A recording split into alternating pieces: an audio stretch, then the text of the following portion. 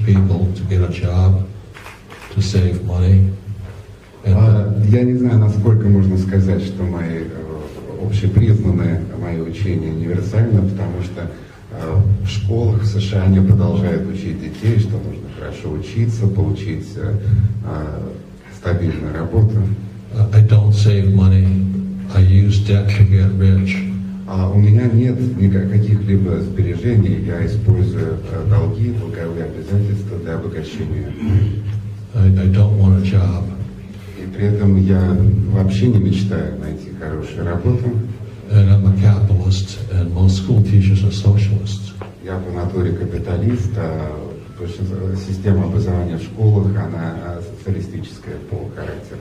So unless you have a different school system than the American school system, then what I teach is opposite of what schools teach. Если у вас сходная система образования в России, как и в США, то тогда мои как раз учения противоречат ей тотально. So it's debt that makes people rich, but it's also debt that makes people poor. Вот именно долги, они помогают людям как обогащаться, так как, к сожалению, приводят к их разорению. And right now it's debt that is making everybody poor because our leaders, like Mr. Obama and Mr. Bush, don't know how to use debt. Вот почему происходит сейчас обнищание нашего населения из-за долгов, из-за политики Буша, Обамы. Our bankers don't know how to use debt. Наши банкиры также не знают, как правильно использовать долговые обязательства. Mr. Bernanke, the head of the Federal Reserve Bank, wants us all to get into more debt. Мистер Бернаки, глава Федерального резервного банка, как раз настаивает, призывает как раз еще больше увеличить свои долги. Spain wants to be bailed out with more debt. Испанию хотят возродить опять за счет новых займов и суд. Italy wants more debt. Италия хочет такого же аналогично. And the trouble is they don't know how to use debt. Но вся проблема заключается в том, что они не знают, не обладают знаниями, как правильно распоряжаться долговыми обязательствами. So I respectfully disagree with you. I would say that what I teach is opposite of what the world is doing. Поэтому при всем уважении к вашему столь интересному вопросу, я скажу, что мои учения, советы, откровения, они полностью противоречат тому, как мир действует, работает сегодня. This is 50 rubles. I would never work for this. Вот 50 рублей, я бы никогда не соблазнился на такую банкноту. I mean, this is so worthless today. I don't know why people work for it. Доллары США, эти бумажки, я не знаю, почему люди кладут своей жизни за это, они ничего не стоят. I carry the Zimbabwe dollar. Вот мой самый памятный сувенир, банкнота Зимбабве. Just as a reminder. Это всего лишь вот как бы мне такое печальное напоминание. And the Zimbabwe dollar says 100 trillion Zimbabwe dollars. Вы знаете, что там написано? 100 триллионов долларов Зимбабве. Zimbabwe is the richest country in Russia. Получается, что в России это вообще как бы страна миллиардер, самая богатая, да? And in a few years, it became one of the poorest countries in the richest countries in Africa, and it soon became one of the poorest countries in Africa. И как вы знаете за свою историю, Зимбабве скатилась от самой процветающей, богатой страны в Африке к самой бедной. And it's the same thing that Mr. Obama and Mr. Bernanke are doing. They're just printing money. И как раз президент Обама и глава Федерального резервного банка мистер Бернаки делают то же самое, ведут нас по этому же пути.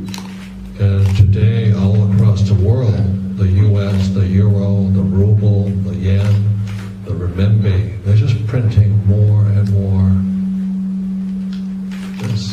This is nothing. Такая же ситуация наблюдается, к сожалению, во всем мире. Полностью запущен станок, который печатает доллары, евро, рубли, выписывают не подкрепленные, необеспеченные бумажки. So you're correct, it's universal. Поэтому вы совершенно правы в том, что ситуация везде похожая, универсальна, аналогична. But I believe most Russians are still going to work for this. Но, к сожалению, я так предполагаю, что все-таки большинство россиян продолжают или хотят работать за деньги. And still trying to save this. Тратить денег, пытаясь сделать какие-то сбережения. And prices keep going up. А цены же растут. And it gets harder for the average person to live. И среднему обывателю приходится все труднее и труднее жить. So I wouldn't say that what I say is normal or average. It's what I'm saying is exactly opposite. Как раз я и говорю, что ситуация совсем ненормальная или вот средняя приемлемая, как раз наоборот. So again, I'm very concerned. It's this that's causing our economic crisis, and it's a crisis of ignorance. People just don't know that this is not worth anything anymore. Never has been. Меня как раз очень огорчает, что это как раз вот кризис, который вызван на самом деле стремлением заработать деньги, и в корне этого кризиса это просто элементарная финансовая безграмотность. So two things happen whenever the U.S. government prints more dollars. Что происходит, когда каждый раз правительство США на полную мощь включает печатный станок? Two things happen is that in America, taxes go up. Сразу же мгновенно взлетают вверх налоги. Inflation goes up. И параллельно с инфляцией. So the middle class now gets poor because they're paying more in taxes. Средний класс нищает, потому что налоговые выплаты увеличиваются. And more for food and oil. А также растут расходы на питание, продовольствие, на бензин. And then our medicine goes up. А также растет стоимость медицинских услуг. So we have a growing crisis in America between the middle class now and the rich.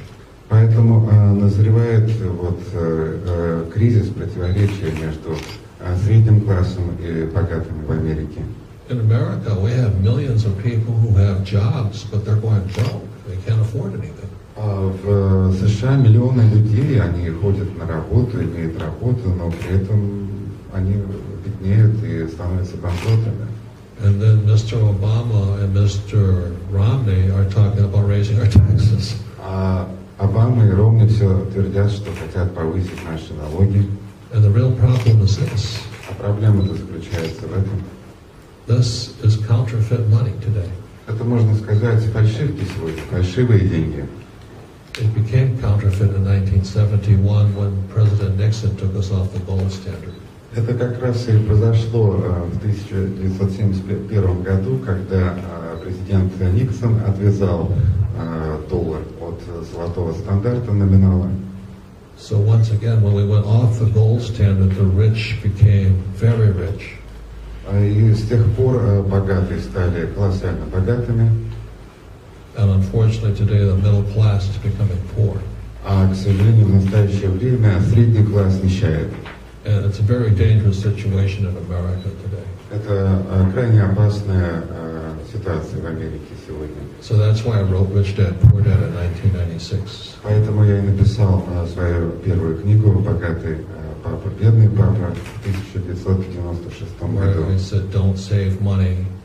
Где я проповедую, выступая за то, чтобы население не сберегало денежные средства. Don't call your house an asset. Никогда не считали свои дома люди активами.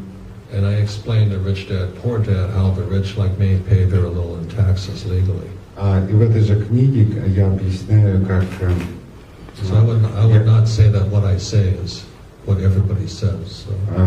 Мне удалось меньше выплачивать налоги, и, к сожалению, как известно, мои высказывания, идеи, философии они еще не общепризнанные, не все это понимают, приемлют. But if that's what you saw, then that's what you read in my books. And Но если вы это увидели в моих книгах, прочитали, это хорошо, и что вы для себя усвоили. so thank you for the question. Поэтому большое спасибо за интересный вопрос.